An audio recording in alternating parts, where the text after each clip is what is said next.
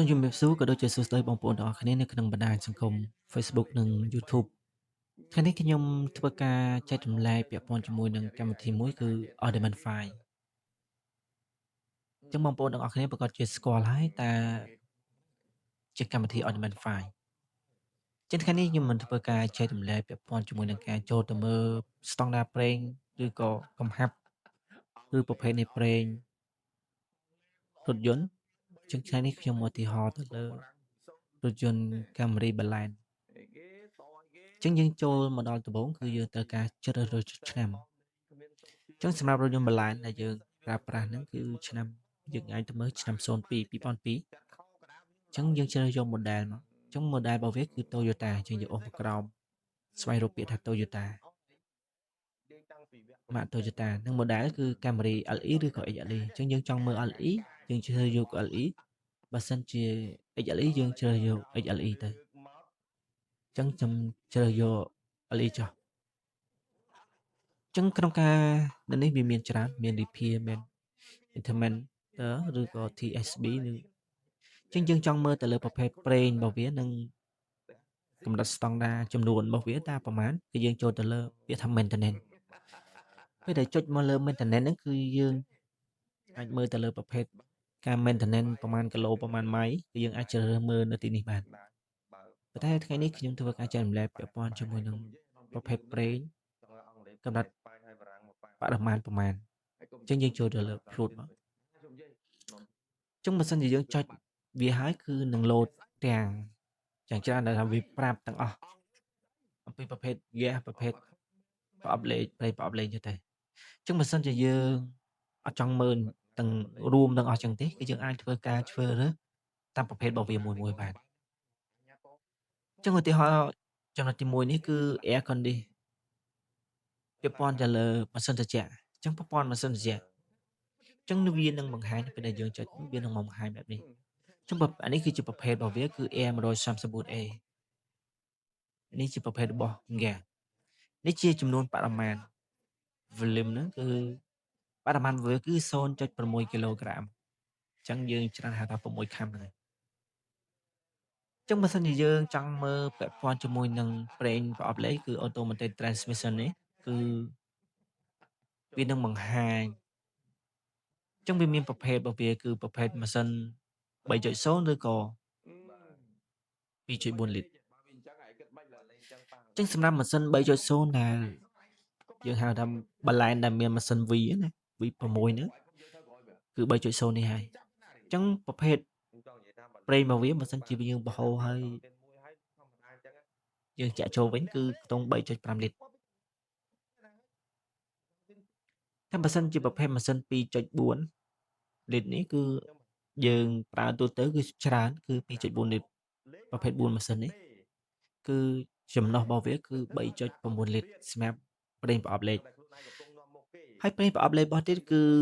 spec របស់វាគឺប្រើ T4 អញ្ចឹងយើងមើលនៅលើ10ដែលមាន T4 ហ្នឹងគឺតាមត្រូវជាមួយនឹងប្រេងប្រអប់លេខរបស់រថយន្តរបស់យើង Camry 02ហ្នឹងហើយ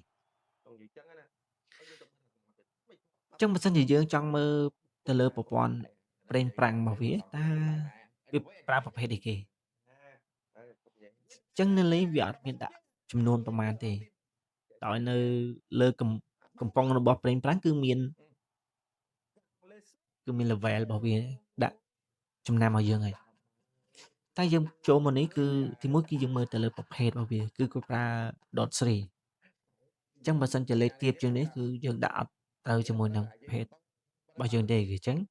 រថយន្ត Camry 02នេះគឺប្រើ dot 3អញ្ចឹងយើងមើលនៅលើកំប៉ុងរបស់វាប្រើ dot 3នេះគឺតាមត្រូវជាមួយនឹងរថយន្តរបស់យើងហើយពី engine coolant នេះគឺយើងមើលទៅលើទឹកស្អំនៃម៉ាស៊ីន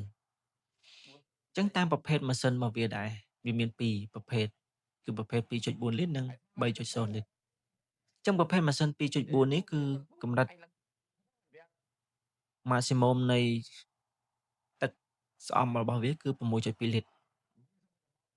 តែសម្រាប់ម៉ាស៊ីន 3.0 នេះគឺកម្រិតទឹកស្អំរបស់វារហូតដល់ 9.3 លីត្រពាក់ព័ន្ធជាមួយនឹង engine core ចឹងពាក់ព័ន្ធជាមួយនឹងប្រេង ប្រេងរបស់ម៉ាស៊ីនគឺតាមប្រភេទម៉ាស៊ីនដូចគ្នាអានេះគឺ without filter ហ្នឹងគឺពាក់ព័ន្ធជាមួយនឹងយើងអត់ផ្លាស់ប្ដូរតម្រងអញ្ចឹងបើសិនជាយើងប្រភេទម៉ាស៊ីន 2.4 នេះអត់ផ្លាស់ប្ដូរតម្រងគឺតែ 3.6 លីត្រទេ with filter នេះគឺបើសិនជាយើងផ្លាស់ប្ដូរតម្រងគឺ 3.8 លីត្រអញ្ចឹងយើងផ្លាស់ប្ដូរតម្រងគឺ 3.8 លីត្រប្រភេទម៉ាស៊ីន 3 ចុចក៏ដូចគ្នាដែរគឺអត់ដោះតម្រងអត់ផ្លាស់ប្ដូរតម្រងគឺ 4.5 លីត្រតែបើសិនជាយើងដោះតម្រងគឺ 4.7 លីត្រព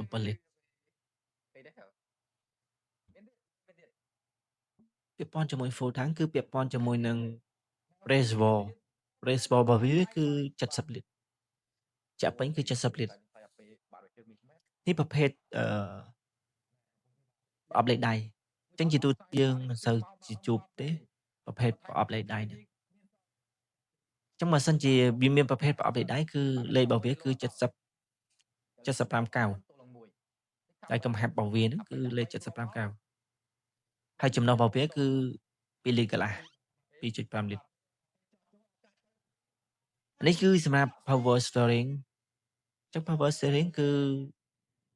ប្រេងរបស់វាគឺអាចប្រើបានជាមួយនឹង automatic transmission ហ្នឹងអញ្ចឹងយើងអាចយកប្រេងប្រអប់លេខហ្នឹងយកមកប្រើប្រាស់ជំនួសបានគេអត់ដាក់បរិមាណទេដោយសារនៅនឹងកំប៉ុងរបស់វាគឺមានម៉ាកគេសម្រាប់ឲ្យយើងមើលបាននេះពាក់ព័ន្ធជាមួយនឹងទឹករបស់កញ្ចក់ជូតកញ្ចក់ហ្នឹងចុះថ្ងៃនេះគឺ